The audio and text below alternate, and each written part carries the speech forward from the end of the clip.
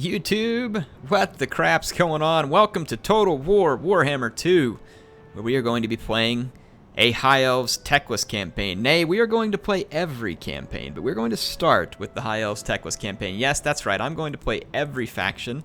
Well, when I say every faction, I should say every race. At some point, I may play every faction as well, because I do enjoy that type of thing. You can see that there are 8 factions that you can play at first. There are 4 races. So the 4 races are High Elves, Lizardmen, Dark Elves, and Skaven. There are 8 factions because each of the 4 races has 2 legendary lords that represent different factions in different start positions. Really great design decision by Creative Assembly to really follow this. I do wish that they would have done this with like the Empire and Warhammer 1, but this is fantastic that they've done it in this game. So we are going to play as Teclis. He is going to lead our Order of Lore Masters faction. We are going to play on very hard, and he has a hard start position, so this should be a fun challenge campaign. Now, I'm not some kind of like fantastic Total War player, but I'm just showing you. So which campaigns are hard and which ones are easy? I would say that Lothran, led by Tyrion, will be a great starter campaign because it's going to be relatively easy. Teclis is going to be your more challenging High Elf faction. Mazdamundi has an easy start position, whereas Kroq-Gar has a very hard start position because he's surrounded by enemies. And then you have Malekith with a normal start position, and Morathi with a very hard start, or a hard start position. Same thing with Clan Moors and Queek, and then Lord Skrulk with only normal. So the Skaven will both be pretty good starter campaigns. Malekith would be a good starter campaign. Mazdamundi and Tyrion, whereas your more difficult campaigns will be Teclis, Kroq-Gar, and Morathi. So that is as of now. So we are going to play Teclis. We're going to put it on the very hard setting, like I said. So the race attributes for the High Elves, you get intrigue, which I'll explain a little bit more when we get into game, but you can use it for influencing other factions or getting better Lord and Hero recruits. Espionage. This is a cool thing. It allows, trade agreements allow you to see what your trade partner is seeing. So it helps you reveal more of the map with your trade route, and it's a pretty sweet feature. Martial prowess means superior coordination in melee combat when High Elves enter battle at full strength. Don't know exactly what that does, but it probably gives you some buffs when your units aren't injured.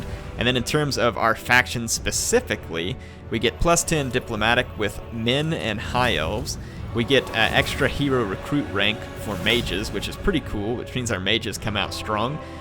We get an extra wind of magic of +30, which is awesome because Tyrion is an amazing, Teclis is an amazing spellcaster, and he also gets a bound spell Fireball. He starts with the special units, which is the Swordmasters of Hoeth. These guys are beast, and then we also start with a Frostheart Phoenix, which has Terror and Fear, and is a really cool unit that has some special abilities here. Like this one is a constant hex that takes away melee attack and armor-piercing damage from enemies. So very, very cool stuff. Let's get the campaign started. Enjoy the cutscene. Who are the Asur? An enigma to men and dwarfs who know them as High Elves.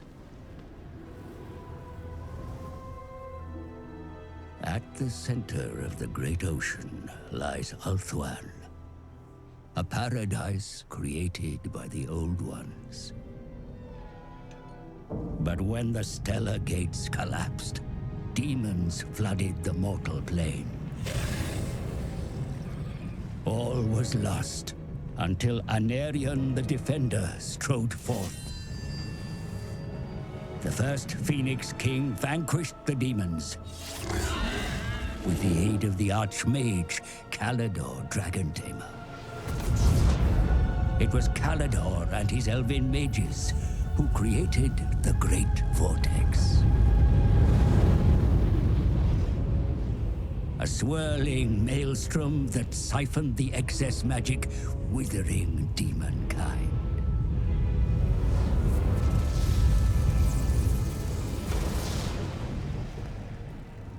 With the world purged of chaos, the elves took it upon themselves to become guardians and stewards. The twin-tailed comet is oft seen as an omen, but this time its wake brought great peril.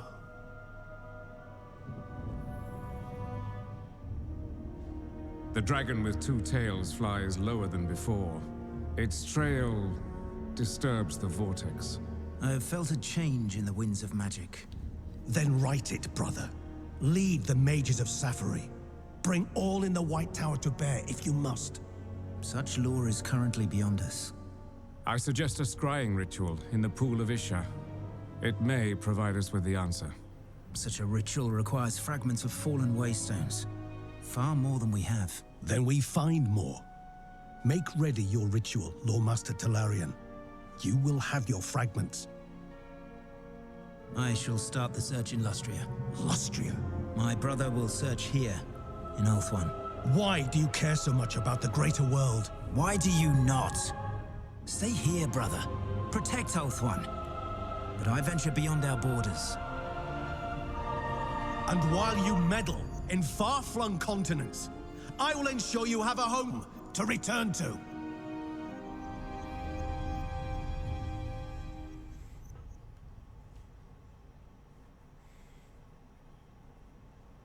I really like the cutscenes with like just the art in the background. It really has a cool feel to it. I'm a big fan. Sons of Ulthuan, pupils of Hoeth, we do not come upon this place lightly. The world is in dire peril, and it falls to us once more to save it. The great vortex is vulnerable, and those of dark intent would seek to draw its power for themselves. This cannot come to pass. By gathering way fragments scattered across the world during the events of the Sundering, we may gain means to avert the collapse of the vortex. This search takes us far from home, to the rich jungles of the lizards. The inhabitants of Lustria may resist our intrusion, but our cause must prevail. The vortex must be secured, lest the world drown in a tide of chaos.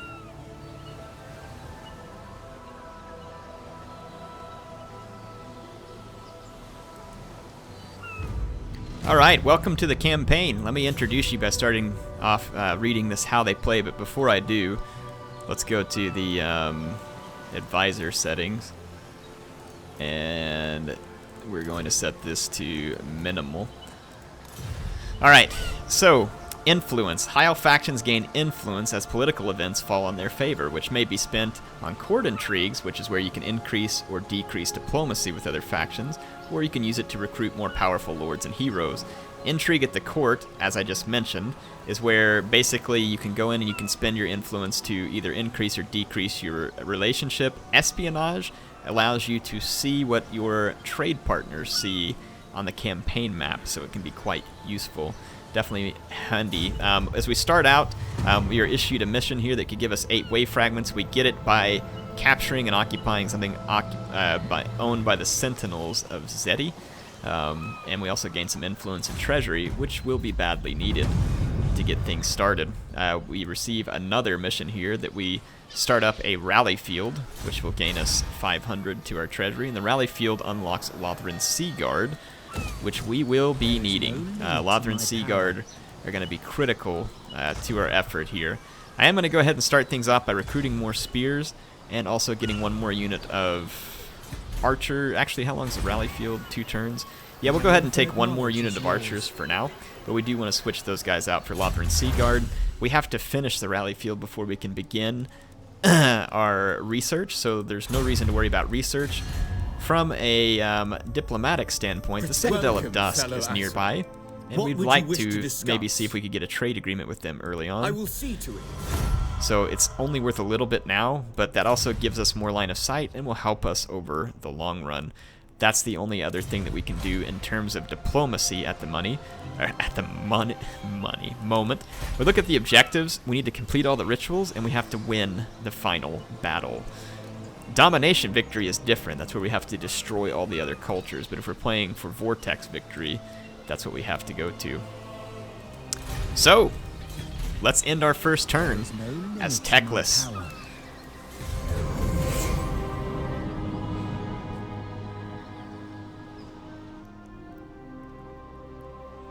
The lizards are going to fall back and try and take refuge at the Golden Ziggurat. They may even recruit more troops, making our task more difficult.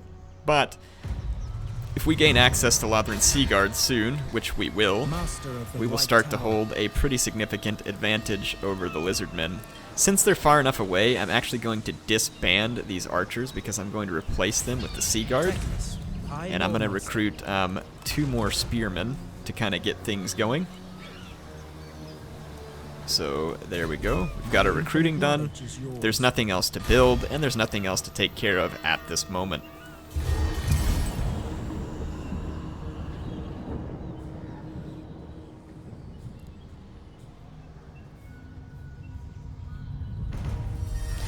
Okay, we picked up the 500 treasury, the 1 influence. Yay, 1 influence. We're so great now. Mission issued, research a technology, and we gain 500 and more influence. So let's work on military advancements. And we can come in here now and we can recruit our first Lothran Sea Guard. It would be better to have the ones with shields, but we were certainly happy to start with whatever we can get. I can't afford to recruit a whole lot more this turn. Let's end the turn.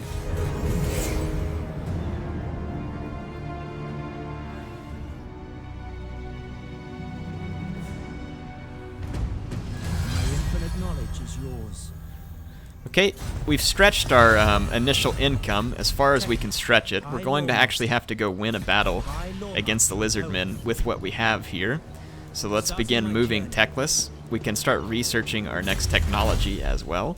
We're going to start off by working on this naval discipline, which will give us leadership and melee defense for our Sea Guard and Spearmen. This is going to be a somewhat difficult fight. We're up against some Saurus Spears and Saurus Warriors. Really, what is going to benefit us here is going to be our archers. There's not a whole lot of defenders, just some skink cohorts and stuff coming from the city. So our first fight will be somewhat challenging, but with the help of the Swordmasters of Hoeth, the Frostheart Phoenix, and our Sea Guard, we should be able to come out victorious. Let's keep things moving. Oh good, they're going to attack me. This gives me an opportunity to fight them on open ground, which without having to face their garrison forces. Now the skink cohort or skirmishers, we'll want to watch out for those. Saurus warriors have probably better melee attack, but you look, they're 28 attack and 28 defense up against our 38 defense. So we have superior defense. We also we lack the armor that the Saurus warriors have. So our infantry is not going to be causing significant damage. It's our archers and our swordmasters and Teclis who have to get the work done here. So let's jump into the first battle, and we have to win this. Now remember that there is the difficulty setting, which will be challenging me here. So working on the very hard difficulty, there will be some somewhat significant leadership buffs to the Lizardmen. Also, Lizardmen will sometimes fight to the death as they go berserk. So something to be aware of. We don't want to fight in the woods. We want some open ground to maximize the ability of our skirmishers. So I'd rather fight on open ground here where my archers can fire onto enemies who are out in the open.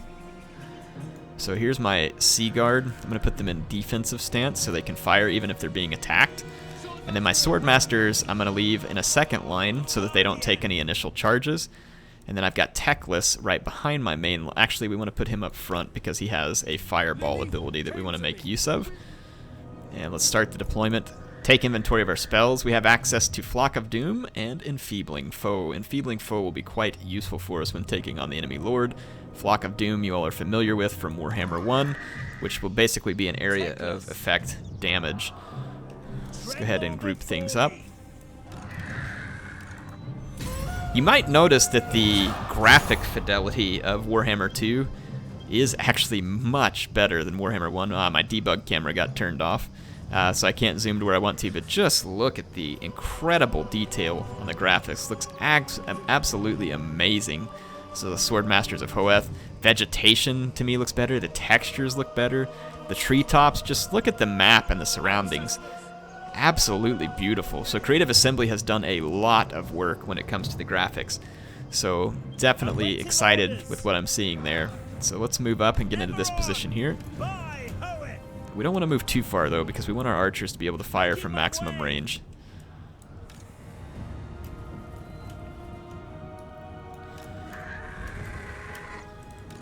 So the first infantry is Sara Spears. They are not shielded. Ooh, but we're going to take out the Skink Skirmishers first so they can't do any damage to us. So my Sea Guard are going to start taking out the Skink Skirmishers. Teclis can drop a fireball into this infantry back here. Actually, he can't quite reach them, so let's back off.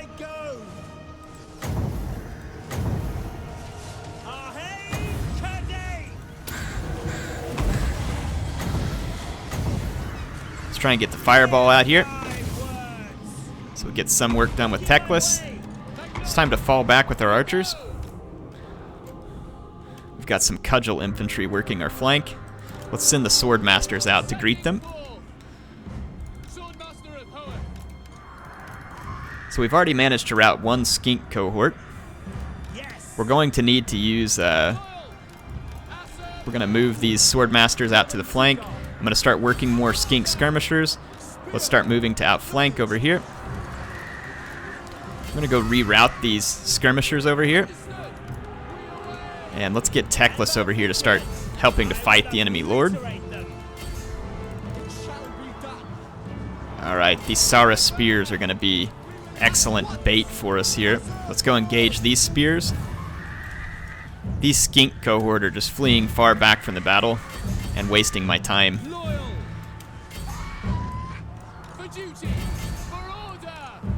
Let's keep chasing off the skinks. I'm going to use my Frostheart Phoenix to do some work here. We've already managed to rout one unit, so this is fantastic. Our Sword Masters of Hoeth are absolutely wrecking over here. Now let's check in with Teclis, who's now fighting the Saurus Old Blood. It's not going great for me, so let's fall back, use the Enfeebling Foe, and then re-engage. Our Sword Masters are breaking through there, that's good news. Let's get some Flock of Doom out. And our Lothran Sea Guard are slowly but surely raining death on our enemies here. And our Frostheart Phoenix is getting some work done back here against the skinks. The Sword Masters are now in a great position to come and help take out the Saurus Old Blood Caterpillar. Let's leave the skinks alone because they're so far back. You can see I'm getting nice flank shots with my Lothran Sea Guard into the Saurus warriors with spears. And you can see my Frostheart Phoenix now making its way back into combat. Let's catch their charge here against the Saurus warriors and skink cohorts. So you can see now it's having an effect on their melee capabilities. We've now caused another rout. We're going to now rear charge even more of the infantry. We'll use my Sea Guard now to start mopping up regrouped Javelin men. And then our Sword Masters can continue to pressure the Saurus Old Blood. It's time for another Flock of Doom and another Enfeebling Foe. I'm not going to use my Fireball because it's too close and will cause damage to my own men. We are having the intended effect here, though. The lizards are starting to break and shatter.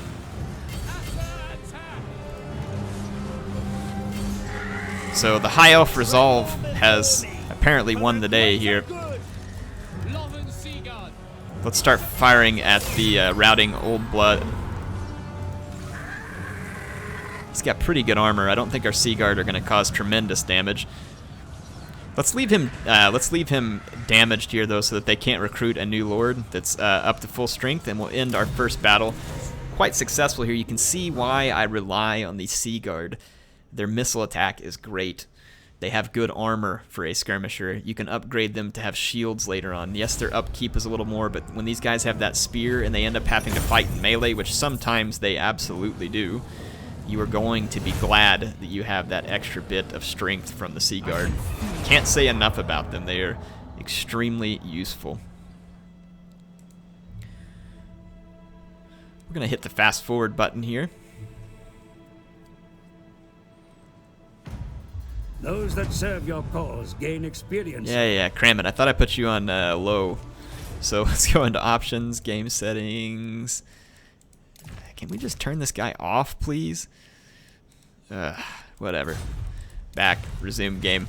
Okay, So Teclis has gained his first experience chevron here, and we have to think where we want to use it. I'm going to start with Inspiring Presence, and then I'm going to work on this Militia Master because it starts adding melee defense and melee attack for my Sea Guard and my Spearmen, which can make the relatively cheap Spearmen very effective, and the Sea Guard also even more effective. So that's going to be how we take our first path. I don't need a bunch of extra magic at this moment. We might at some point. So we've reached the Golden Ziggurat. We could auto-resolve, but let's see. I wouldn't mind fighting this, but we'll do a quick save and see how the auto-resolve treats us. Quite poorly. As I expected. We lost 3 of our spear units, but it's just spear units. We should be able to recuperate. We got another 2,000 gold from winning. We picked up a Lion Standard banner.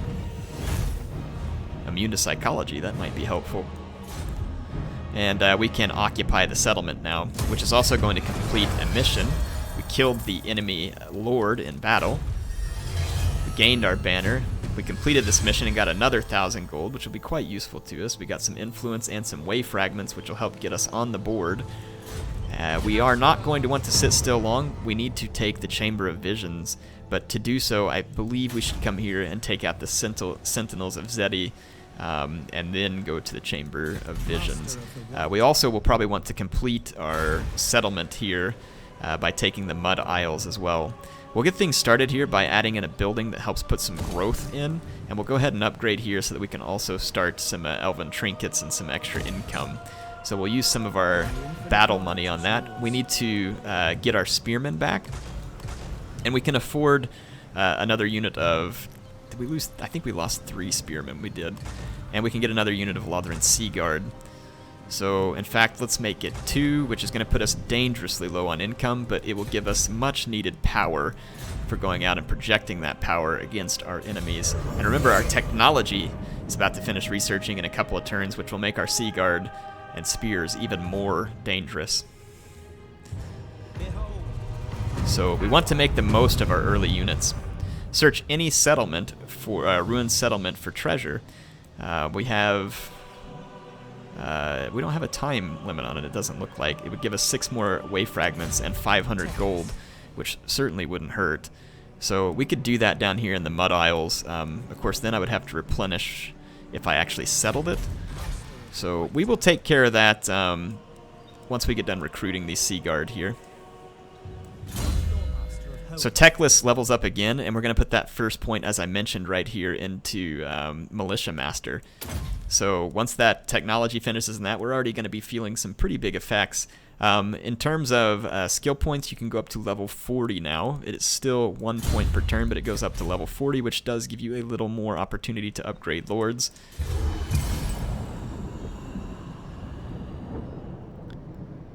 The skill trees are also deeper and more interesting in Warhammer 2 from everything I've played so far. Ooh, crap, man, that Sea Guard took us way down. Yeah, we may have to disband a little bit of our Sea Guard. We're at minus 416. Oh, I was overestimating how much I had left. Yeah, my bad. I see where I made the mistake. So yeah, we probably actually need to boot. Probably need to boot at least 1 of the Sea Guard, maybe 2. Let's just boot the 1 for now and see if we can get by on this. I'm going to force march my way down to the Mud Isles. It's going to take a couple of turns.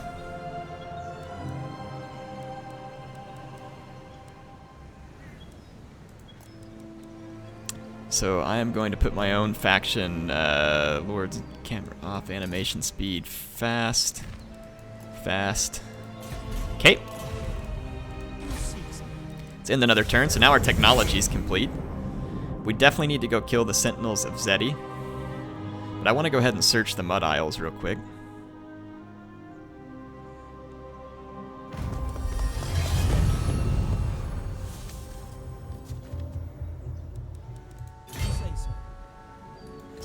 It's going to take us a little bit longer to get down here.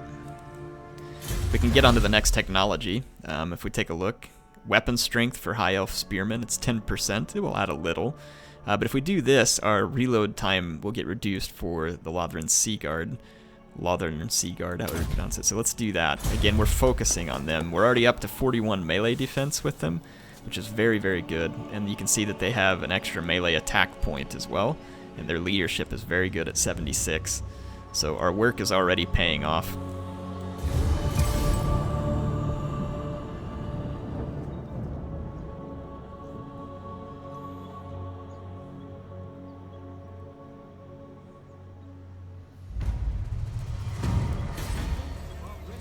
If we build this building here, we are low on money, but this will give us some extra income.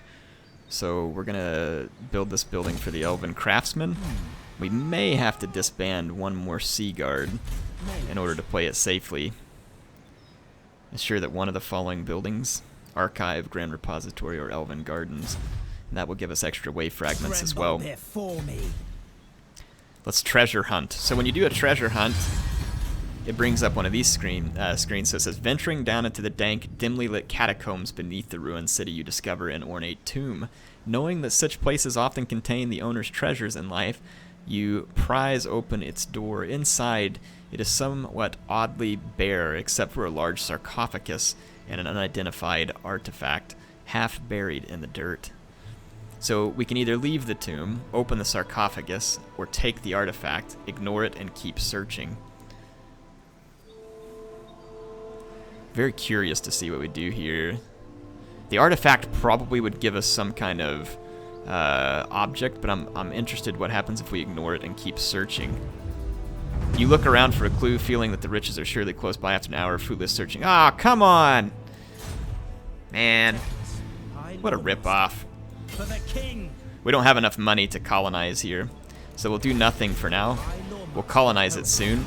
Once we finish building this, it'll help our income situation, but we are going to need to get back into our own lands. I'm trying to see which way is... Well, I can't go into force march at the moment, so let's end a turn. We're going to have to go take down the Sentinels of Xeti. I'd like to do it fast enough to where I don't have to disband any of my Sea Guard, because we are running a negative income.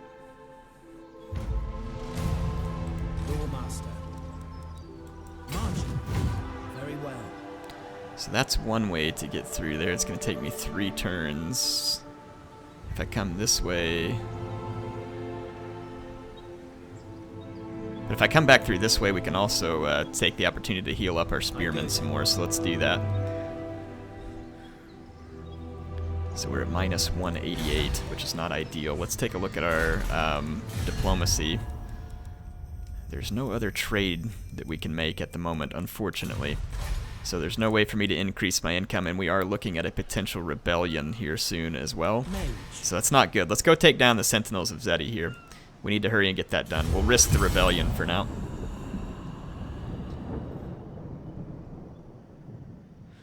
Ooh, so their Slan Mage Priest is actually coming out against me. Ah, sweet, our income actually went positive there, so it's not great, but we are in the positive. We have a mission issued. At the start of a turn, have 350 wave fragments, and we'll pick up a treasury. That's basically to get us here to this Ritual of Prophecy. We're not doing great in terms of the number of wave fragments that we have just yet.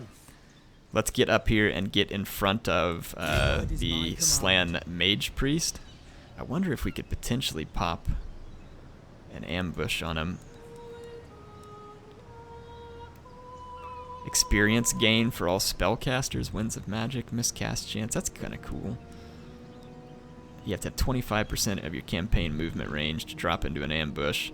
So if we move here and then take that ambush stance. Ambush success, 80%. If we are able to ambush the Lizardmen here, we'll be in very good shape.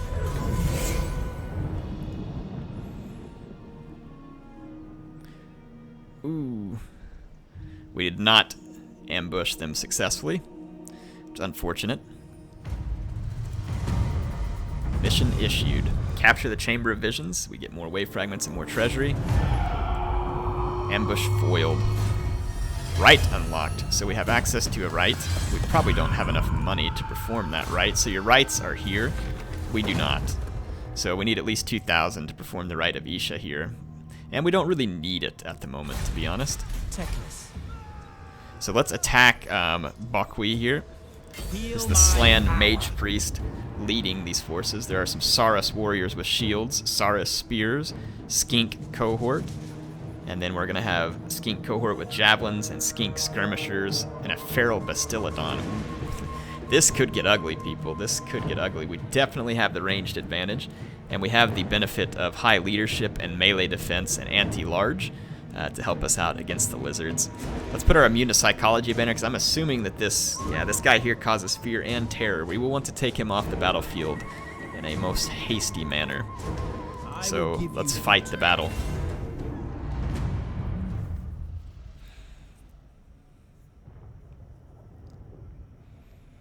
A little bit worried about this one, folks. There are a lot of lizards on the field here, and that Slan Mage Priest is not going to be an easy kill. He will have a lot of hit points.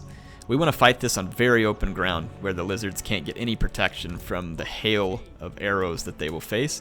We're going to spread our spearmen out. We will keep our Sword Masters of Hoeth in the second rank and use them as necessary. Teclis will stand up front with the Sea Guard.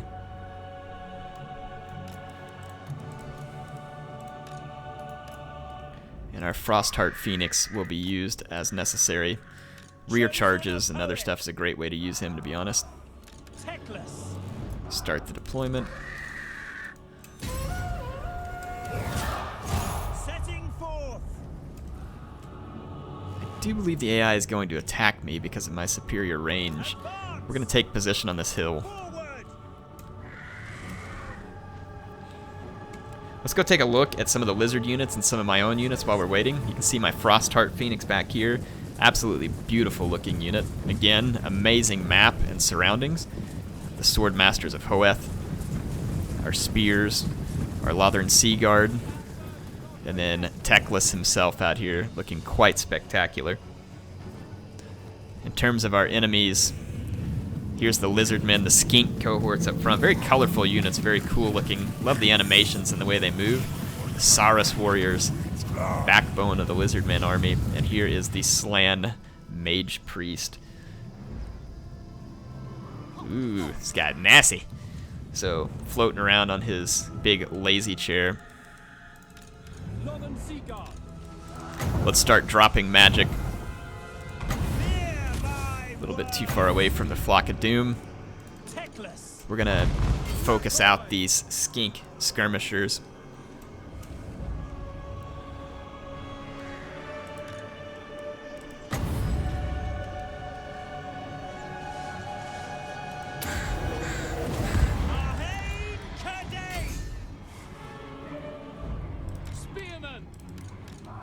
Okay, we're gonna run our archers back.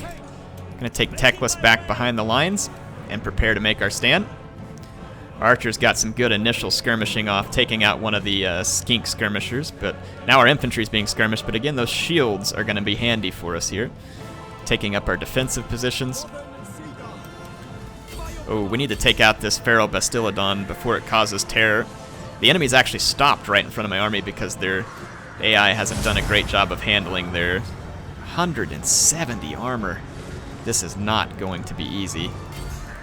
We've got to take this thing down before it breaks our leadership. Fortunately, we have a lot of anti-large.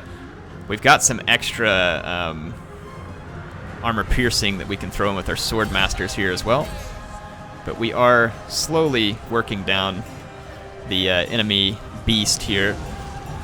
He's gone crazy now at this point. Oh, this is not good. We've got to take this guy out. His armor is just insane here. Let's get our archers further back. Let our other units deal with him. We need to do some more skirmishing. This fight is not actually going great for us so far.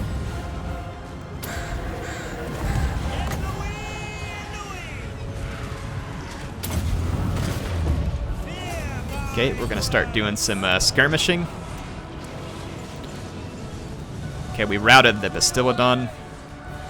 I'm going to take my Sword Masters clear out here to the flank, and we're going to let Teclis go ahead and engage.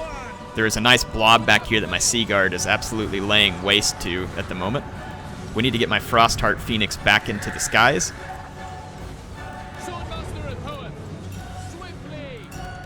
Okay, our Sea Guard archers doing spectacularly. We need to push up onto this flank. Let's go help disrupt some of their skirmishing. Actually, our Frostheart Phoenix causes terror. We should use it to our advantage. We'll let our Sea Guard deal with the skirmishers.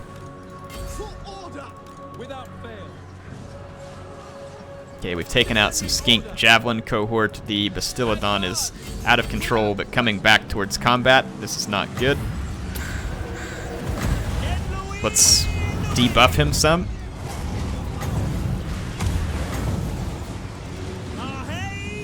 This fight is a little more desperate than the last one. Our Swordmasters, though, have placed a rout over here. We've taken out a Skink cohort, and we can now get ready for a rear charge, though we are getting hit by missiles, and we need to support.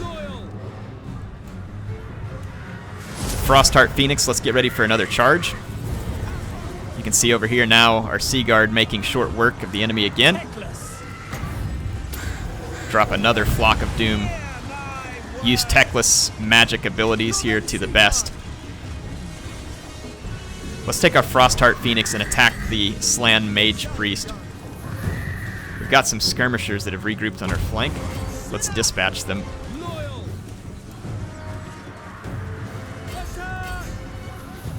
Okay, our Swordmaster's got a nice rear charge here, but the Saurus spears with shields have not quite routed. Let's line up another charge. I'm trying to help out my Frostheart Phoenix, who's fighting the Mage Priest, by killing the other units nearby.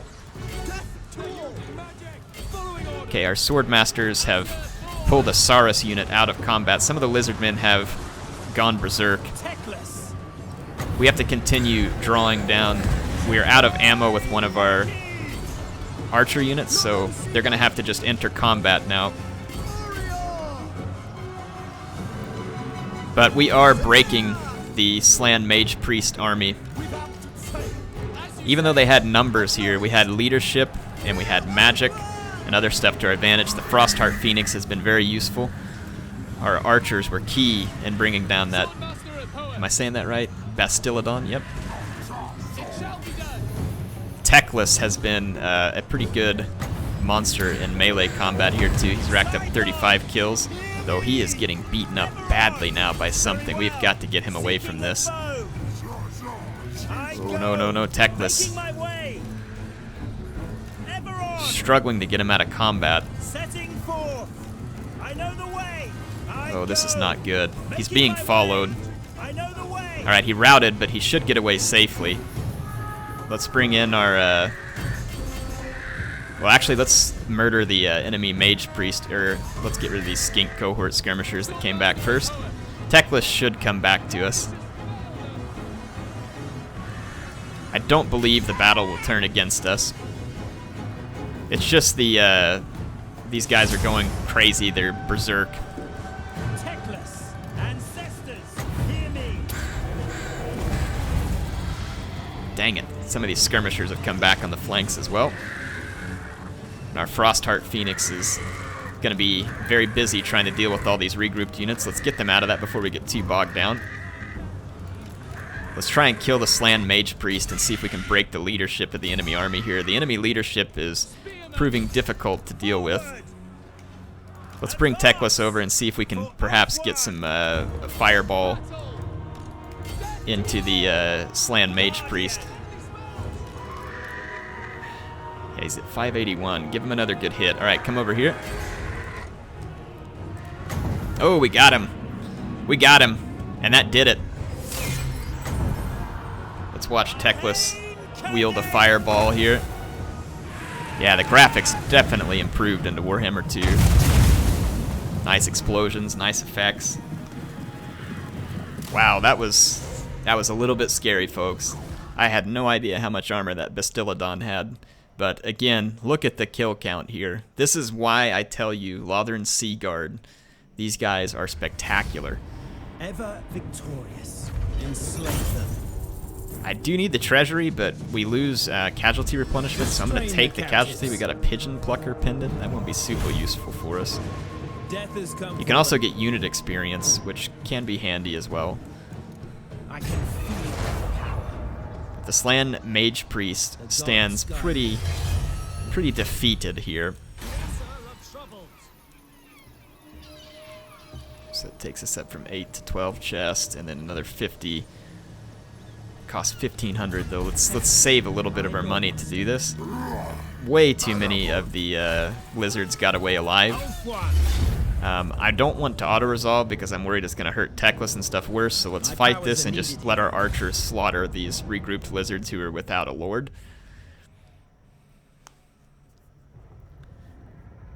So the Lizardmen definitely giving me a run for my money, but after having defeated that large army and getting a turn or two to replenish a little bit, we should be able to move and take their settlement. And we need to move forward and take the settlement from the Dark Elves as well, so that we can start gathering more wave fragments. We're going to go ahead and start this unit out on the flank. Teclis we're going to keep back at a very safe and respective distance here.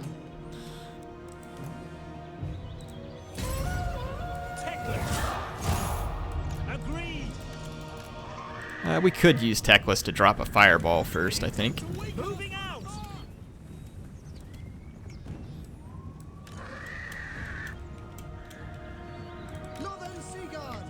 Alright, so the Lizardmen will have to attack me. I'm going to go off of fire at will and choose my targets manually. With full ammunition here, though, we should be able to have free reign on the enemies. Up to 54 melee defense, that is really, really good. It's going to make it very difficult for them to kill my units when they have to fight through that much melee defense.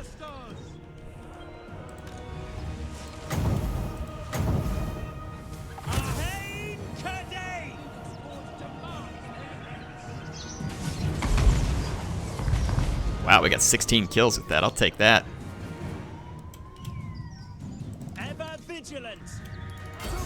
Let's keep wrecking.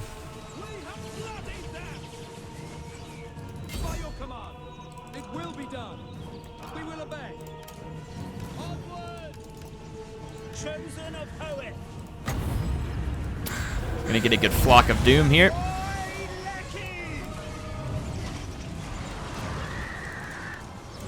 Okay, we're causing immense damage with our archers here in the center. Let's go fight this cudgel infantry. Oh, that Bastiladon. Oh, he came right through to Teclis, and I didn't even catch that. Oh my gosh, this is bad. Teclis, get out of there. Everybody else, tie him down. Tie him down. Shoot her! Shoot her! Okay, we got it. I can stop the Jurassic Park recreation here.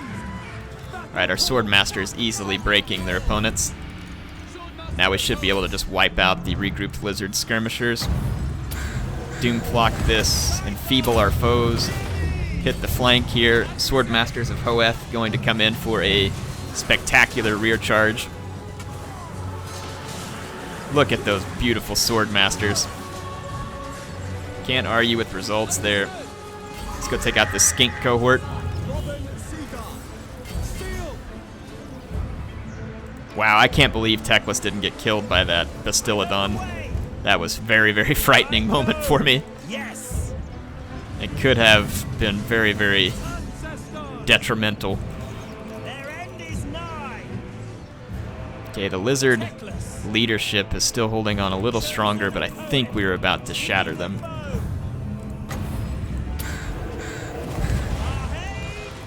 Okay, we're now in a good flank position here. Get him, Teclis. Whoops! Hey, guys, don't mind that fireball. Yeah, maybe we should have taken a slightly better shot there. I don't know, just guessing. Let's keep killing these regrouping units. Our Swordmasters need to come on into combat. Let's start wrapping up the flanks here. We're being a little bit lazy with our micro. Alright, regrouping units. Let's protect Teclis from them. Our spearmen are wavering a bit here in the center. Let's drop another flock of doom. Let the Swordmasters get in here, and hopefully we will shatter what's left of these Saurus warriors. We have to keep Teclis away from potentially being run down. There we go. We're going to gain the victory, as expected. And it should be kinder to me than the auto-resolve would have been. It probably would have actually gotten rid of a couple of my units, and that should utterly annihilate the army here from Kudak Etan. Victory was assured. Restrain the captives. Got another 729 gold, which we need. I'm not really sure how these guys are alive. They've retreated twice in the same turn. That's pretty infuriating. Feel my power. My powers are needed here. I can.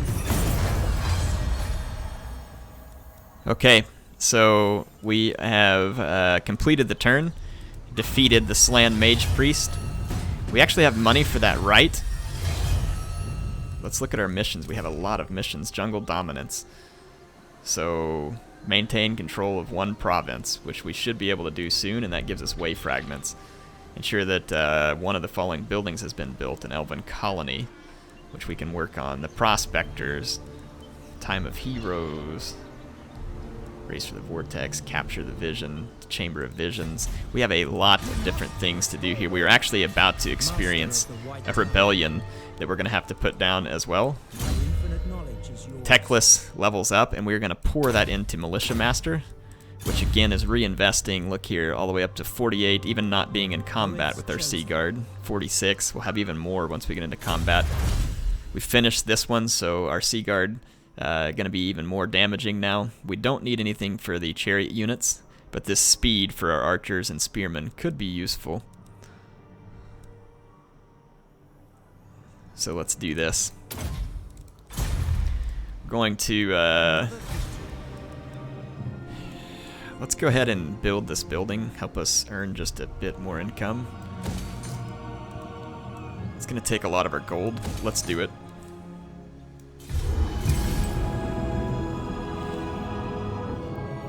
Okay, the rebels have popped up.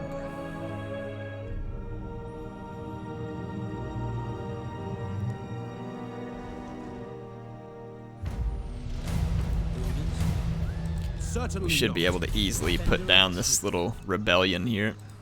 There is no limit to my power. Attack a force belonging. Oh, really? Rogue ones? Please don't tell me we have another army around here. This is getting a little bit crazy. High Lawmaster. A steady hand is needed. Really? Took away a unit of spearmen from me? That's so irritating. Maybe we can live without the spear unit for a little while just to save a little extra income. Okay, we picked up some armor, which will be handy. We need to push against the Sentinels of Xeti, but it's going to take a long time for our force to replenish as well. But once we finish this, it'll help our casualty replenishment rate pick up. So we have picked up another skill point, which we could put into bowmen. That'll give us extra ammunition, and then eventually reload reduction time for our archers as well. If we look at the abilities here, if I go into Flock of Doom, we could eventually get the Net of Ammontok, which, don't get me wrong, that would be very useful. But at this moment, none of these abilities over here is more important to me than having my infantry be more capable.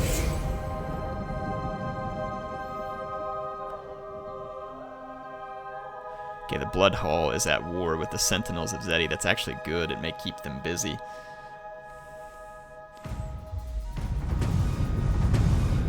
Perform a rite, and we get way fragments, and we get money. Well, we get most of the money back from performing the rite, and it'll help us replenish faster.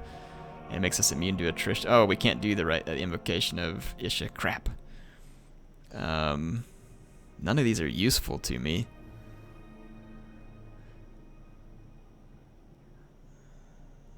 Army ability, Vol's Hammer, a powerful explosion.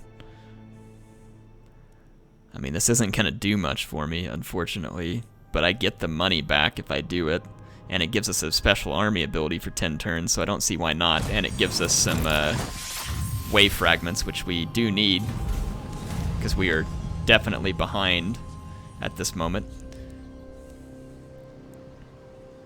So we can get the Reaver Bow, which is magic missiles, Jewel of Dusk, which gives us extra power reserve, the Crown of Authority, extra public order, extra physical resistance, leadership, armor.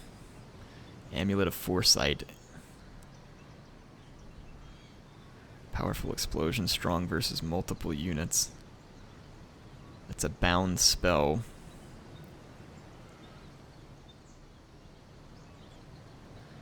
Physical resistance would be handy. Extra armor, the public order benefits would be nice. Let's try the Reaver Bow just for fun. Okay, Turtle Isle is going to rebel again. We've got to keep some pressure up, though, on our enemies. I'm going to move forward, but still stay in my province so that I can continue replenishing. We have eyes on the Sentinels of Xeti, and I can't see any defenders. Here's that rogue army that they were talking about from the Empire. No new factions as of yet that we can toy around with. Though if we look at the factions... Well, we have to destroy the Blood Hall, so there wouldn't be any reason to try and influence them. And we don't have much influence.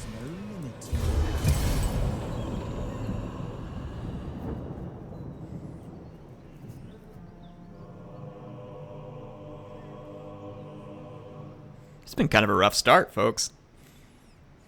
But we'll get there. Alright, let's move forward just a bit. There's definitely no army protecting the Sentinels of Xeti. What? I can't reach it on this turn? What a fat load of crap.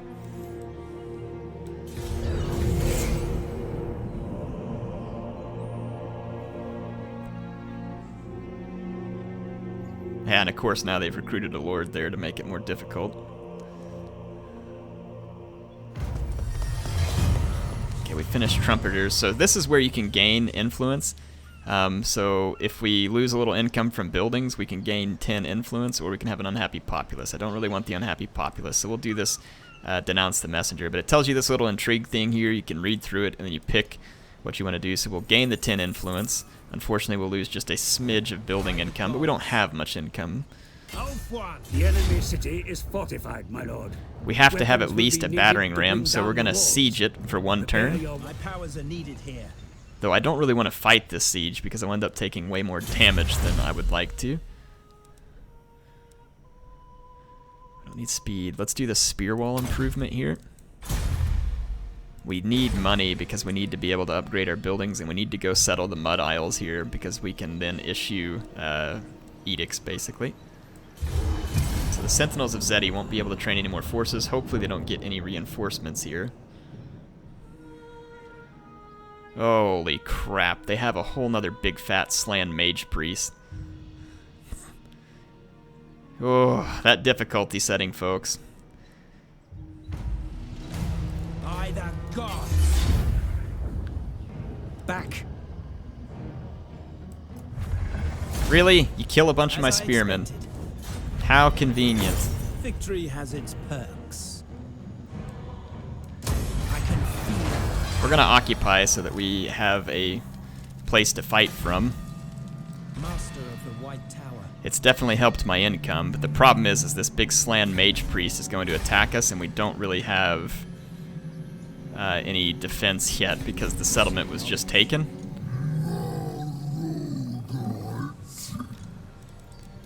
And he's gonna get to me before I have a chance to recruit additional units. We might be able to try and see if they would accept a peace deal, but not likely with my army being weak like this.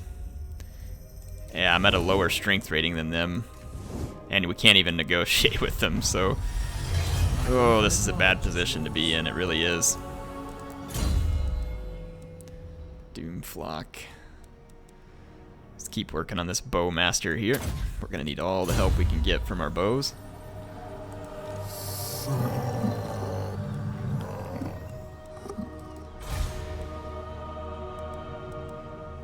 That elven colony is gonna eat up all our money, and we really can't afford that right now. We need our spearmen back. Badly. But I doubt that Slan Mage Priest is going to take it easy on us. We have to figure out a way to defeat him. Yep, there comes the inevitable attack. He's going to siege us.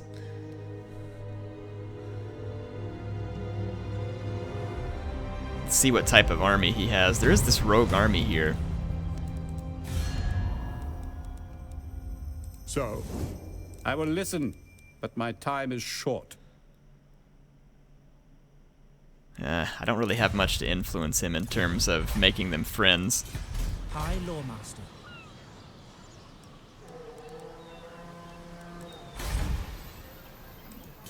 My infinite knowledge is yours. Oh no, they didn't siege me. Master of the White Tower. They're almost certainly going to do so now, though. Power. I can't enter this stance while garrison. Traverses the world is usually confused.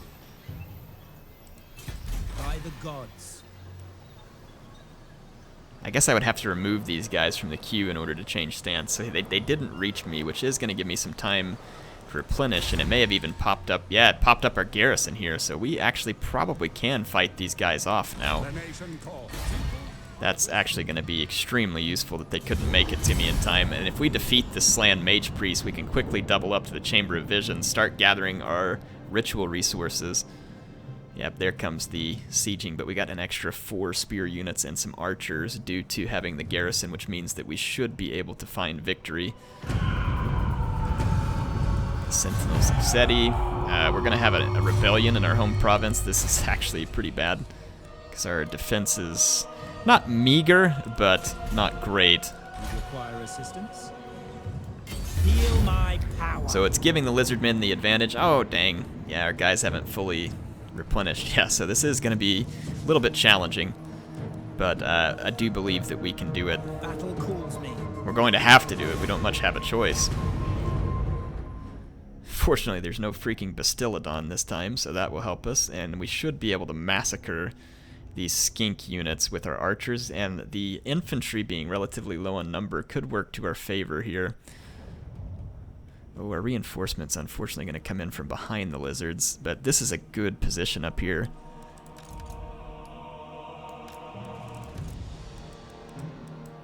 We will obey. We definitely need to keep Teclis safe. I am going to initially put him out front with my archers so that he can throw some fireballs. And he, oh, we forgot to put that Reaver bow on here, but we also have this Val's hammer, which we can try and put to use. Tremble before me.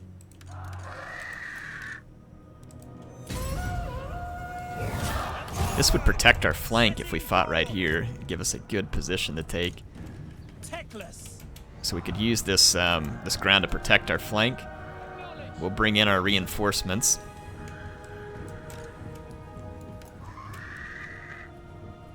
Can we use this anywhere? We sure enough can. Let's wait until these guys get...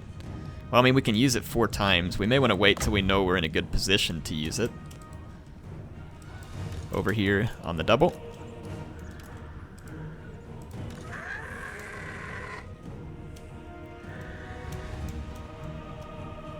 Teclis. Teclis gonna start loosing some fireballs.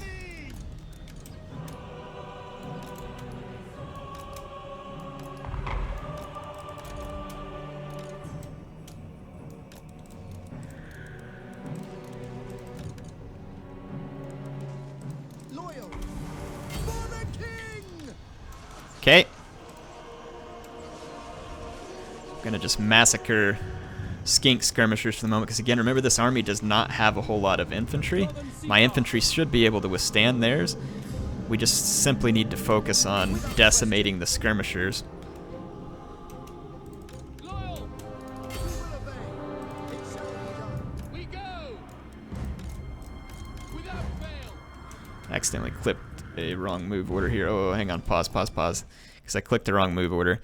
So let's get group 1. I'm gonna regroup these guys, take Teclis into his own group. Group 1, we don't need to hard group. Let's reform here.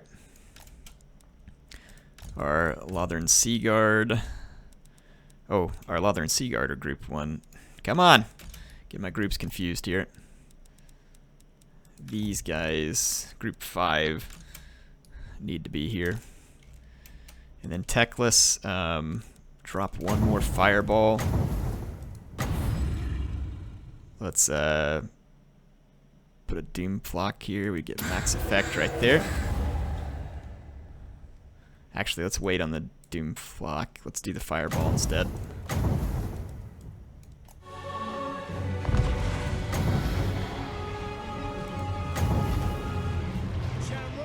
Get the Fireball out. Okay, let's get Teclis back to safety. Okay, these skirmishers over here are going to be fighting up against my archers. Okay, Sea Guard. Focus down the skirmishers. Let's find their infantry and engage because we don't want to just stand back and get hammered. Let's get Teclis up here. Oh, look at that right there. Gonna be a beautiful, beautiful opportunity for Doom Flock. They're all blobbed up. That's where I'm gonna focus my archer fire. Let's get the Val's anvil or whatever this thing is. Wait, hang on. What can we not use it on? Target an enemy? I am targeting an enemy.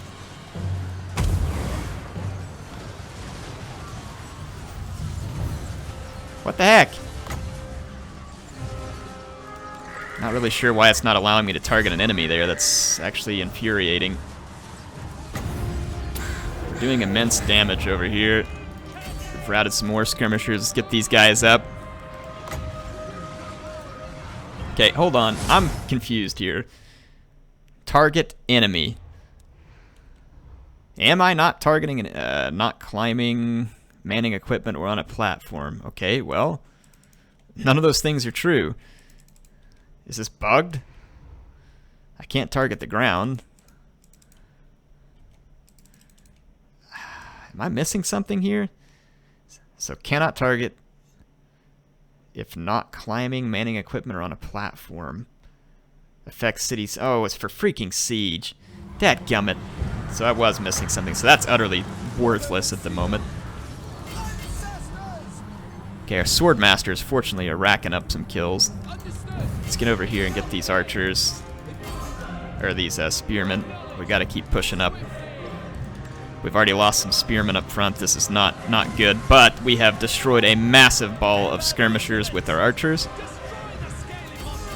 And we should be able to continue to use Flock of Doom to our advantage here with maximum effect.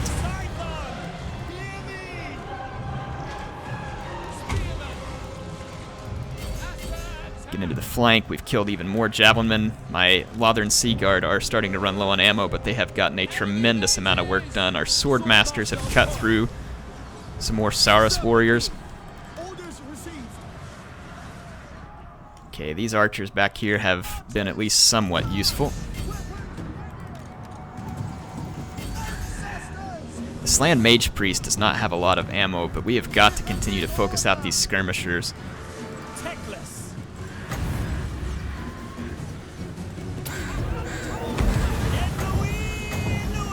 Do some damage with Teclis. Okay, the enemy army is suffering badly at the hands of our archers, but ammo is starting to become scarce, and we are ever running lower on ammunition. We're going to need to get Teclis into the fight here. Just going to increase the danger level. Get rid of more of these skirmishers. Get rid of the skirmishers. This is becoming a somewhat desperate fight. Now, the good thing for us is our Lothern Sea Guard are going to be pretty decent in melee.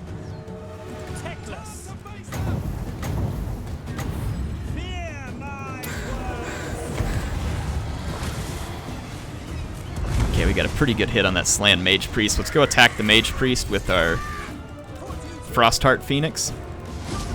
Okay, we've routed more skirmishers. Let's do the same here. Right here is a good target. Let's enter combat and help our swordmasters.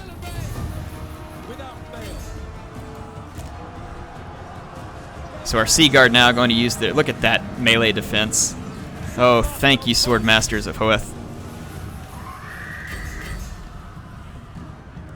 Alright, Teclis. I need you to prove your worth here, buddy. Desperate, desperate fight. Oh, we did it. We've broken them. Enemies fleeing. And I believe we're going to do it with minimal unit losses. I'm going to go damage the Slan Mage Priest some more. What did I tell you all about the Lothern Sea Guard? Look at the kills on these guys.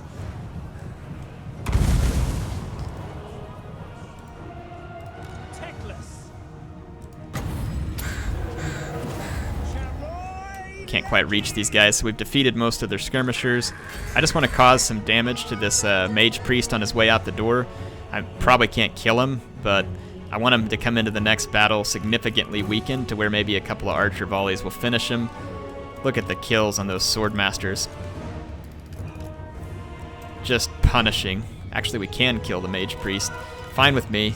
Good riddance. Let's end the battle. Oh man, what a desperate fight. Absolutely desperate. Thank goodness for the resolve of the High Elf infantry there. I foresaw this victory. We're going to take the replenishment. Oh wow, we didn't lose this unit either. Wow, that is so clutch. I'm going to put this on some of our spearmen. Or wait, are the swordmasters? I don't know their stats. Gleaming Pennant is going to give extra leadership. Let's just give that to one of the spears. The swordmasters, we can make them immune to psychology. Let's take the unit replenishment. I can feel the power. We can't negotiate with this faction, so we probably need to hurry and run them through before they're able to regroup. No limit to my power. One turn and we will have recuperated or gotten some of our forces back. These guys are going to be relatively weak after such a massive beatdown. That's all the time I have for this episode, so we are behind in terms of ritual currency. We've got to take the Chamber of Visions, but first we really need, since we can't negotiate with these guys, we've got to get down here to the Golden Colossus. We have to finish off the Sentinels of Xeti, which we should do. Then we will resettle the Mud Isles, which we should be able to use to our advantage in terms of improving our economy, which is somewhat dire at the moment, but we should be able to do it. Hope you all enjoyed the first episode. It's been fun. You can see why the Teclis campaign can be a challenging start. It's not over yet. HeirofCarthage, signing out from episode 1. I'll see you next time.